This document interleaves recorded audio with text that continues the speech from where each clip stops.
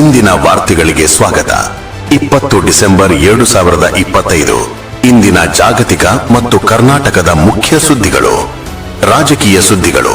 ವಾಷಿಂಗ್ಟನ್ನಲ್ಲಿ ಅಧ್ಯಕ್ಷ Donald Trump ಘೋಷಿಸಿದ್ದಾರೆ, 10 ತಿಂಗಳಲ್ಲಿ 8 ಯುದ್ಧಗಳನ್ನು ನಿಲ್ಲಿಸಿದ್ದೇವೆ. ಗಾಜಾ ಶಾಂತಿ ಪ್ರಯತ್ನಗಳು ಮತ್ತು ಹೊಸ ಮಧ್ಯಪ್ರಾಚ್ಯ ಒಪ್ಪಂದವನ್ನು ಐತಿಹಾಸಿಕವೆಂದು ಕರೆದಿದ್ದಾರೆ. ಯುರೋಪ್ನಲ್ಲಿ ವ್ಯಾಪಾರ ವಿವಾದಗಳು ಮತ್ತೆ ತೀವ್ರಗೊಂಡಿವೆ. ತೆರಿಗೆಗಳು ರಾಜಕೀಯ ಚರ್ಚೆಯ ಕೇಂದ್ರಬಿಂದುವಾಗಿವೆ. ಆರ್ಥಿಕತೆ ಮತ್ತು ವಾಣಿಜ್ಯ. ಜಾಗತಿಕ ಆರ್ಥಿಕತೆ ಮಿಶ್ರ ಸಂದೇಶಗಳನ್ನು ಕಳುಹಿಸುತ್ತಿದೆ. ದಾಖಲೆ ಮಟ್ಟದ ವ್ಯಾಪಾರ ಹರಿವುಗಳು ನಡೆಯುತ್ತಿದ್ದರೂ ಹೂಡಿಕೆ ನಿಧಾನಗೊಂಡಿದೆ. ಸಾಲದ ಒತ್ತಡ ಹೆಚ್ಚುತ್ತಿದೆ. UNCTAD ಎಚ್ಚರಿಸಿದೆ, 2025 ವಿರೋಧಾಭಾಸಗಳ ವರ್ಷ. ಕೃತಕ ಬುದ್ಧಿಮತ್ತೆ ಉತ್ಪಾದಕತೆಯನ್ನು ಹೆಚ್ಚಿಸುತ್ತಿದ್ದರೂ ಹಣಕಾಸಿನ ಅಸ್ಥಿರತೆ ಲೂಮಿಂಗ್. ಸರಕು ಸರಬರಾಜುಗಳು ಜಿಯೋಪೊಲಿಟಿಕಲ್ ಒತ್ತಡಗಳಿಗೆ ಹೊಂದಿಕೊಳ್ಳುತ್ತಿವೆ. ವಿಜ್ಞಾನ ಮತ್ತು ಹವಾಮಾನ. ವರ್ಲ್ಡ್ ರಿಸೋರ್ಸ್ ಇನ್ಸ್ಟಿಟ್ಯೂಟ್ ವರದಿ, 2025 ಅಪ್ಹೀವಲ್ನ ವರ್ಷ. ಉರಿಯುವ ಬಿಸಿಗಾಳಿ, ಭೀಕರ ಪ್ರವಾಹಗಳು, ಕಾಡು ಬೆಂಕಿಗಳು ಹವಾಮಾನ ತುರ್ತು ಪರಿಸ್ಥಿತಿಯನ್ನು ನೆನಪಿಸುತ್ತಿವೆ. ಆದರೂ ಆಶಯ ಕಿರಣ. ಪಾಕಿಸ್ತಾನದಲ್ಲಿ ಸೌರ ಕ್ರಾಂತಿ, ಆಫ್ರಿಕಾದಲ್ಲಿ ಪ್ರಕೃತಿ ಆಧಾರಿತ ಪರಿಹಾರಗಳು, ನಾರ್ವೆ ಮತ್ತು ಸ್ವೀಡನ್ನಲ್ಲಿ ವಿದ್ಯುತ್ ವಾಹನಗಳು ಪೆಟ್ರೋಲ್ ಕಾರುಗಳನ್ನು ಮೀರಿವೆ. ಭೂಗೋಳ ಮತ್ತು ಪರಿಸರ. ಏರುತ್ತಿರುವ ಸಮುದ್ರ ಮಟ್ಟವು ಕರಾವಳಿಗಳನ್ನು ಮರುರಚಿಸುತ್ತಿದೆ. ಪೆಸಿಫಿಕ್ ದ್ವೀಪ ರಾಷ್ಟ್ರಗಳು ತುರ್ತು ಜಾಗತಿಕ ಕ್ರಮವನ್ನು ಬೇಡುತ್ತಿವೆ.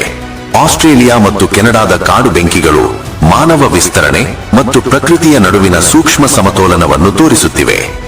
ಐತಿಹಾಸಿಕ ಮತ್ತು ಸಾಂಸ್ಕೃತಿಕ. ಅಮೆರಿಕಾದಲ್ಲಿ Trump presidential walk of fame ಅನಾವರಣಗೊಳಿಸಿದ್ದಾರೆ. ಪರಂಪರೆ ಮತ್ತು ಸಂಕೇತಗಳ ಬಗ್ಗೆ ಚರ್ಚೆ ಹುಟ್ಟಿಸಿದೆ. ವಿಶ್ವದಾದ್ಯಂತ ಇತಿಹಾಸಕಾರರು ದ್ವಿತೀಯ ವಿಶ್ವಯುದ್ಧ ಅಂತ್ಯಗೊಂಡು 80 ವರ್ಷಗಳನ್ನು ನೆನಪಿಸುತ್ತಿದ್ದಾರೆ. ಶಾಂತಿ ಮತ್ತು ಸಹನಶೀಲತೆಯ ಪಾಠಗಳನ್ನು ಪುನಃ ಒತ್ತಿ ಹೇಳುತ್ತಿದ್ದಾರೆ. ತಂತ್ರಜ್ಞಾನ. 2025 ಕಥನವನ್ನು ಕೃತಕ ಬುದ್ಧಿಮತ್ತೆ ಆಳುತ್ತಿದೆ. ವ್ಯಾಪಾರ, ಹಣಕಾಸು, ಶಿಕ್ಷಣವನ್ನು ಪರಿವರ್ತಿಸುತ್ತಿದೆ.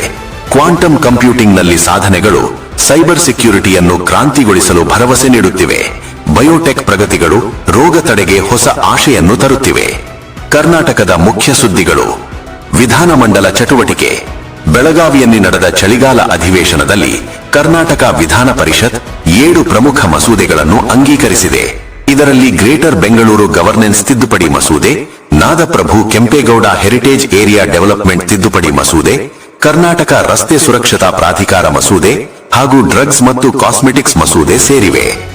ಸಾಮಾಜಿಕ ಸೌಹಾರ್ದ. ಕರ್ನಾಟಕ ವಿಧಾನಸಭೆ ಅಂಗೀಕರಿಸಿದ ಹೇಟ್ ಸ್ಪೀಚ್ ಬಿಲ್ಗೆ ಜಮಿಯತ್ ಉಲ್ ಉಮಾ ಇ ಹಿಂದ್ ಬೆಂಬಲ ವ್ಯಕ್ತಪಡಿಸಿದೆ. ಈ ಕಾನೂನು ಸಮಾಜದಲ್ಲಿ ದ್ವೇಷ ಮತ್ತು ಹಿಂಸೆಯನ್ನು ತಡೆಯಲು ಮಹತ್ವದ ಹೆಜ್ಜೆ ಎಂದು ಸಂಘಟನೆ ಹೇಳಿದೆ. ಇವು ಇಂದಿನ ಪ್ರಮುಖ ಜಾಗತಿಕ ಮತ್ತು ಕರ್ನಾಟಕದ ಸುದ್ದಿಗಳು. ಅಲ್ ಅಮೀನ್ ಟಿವಿಯನ್ನು ವೀಕ್ಷಿಸಿದ್ದಕ್ಕಾಗಿ ಧನ್ಯವಾದಗಳು.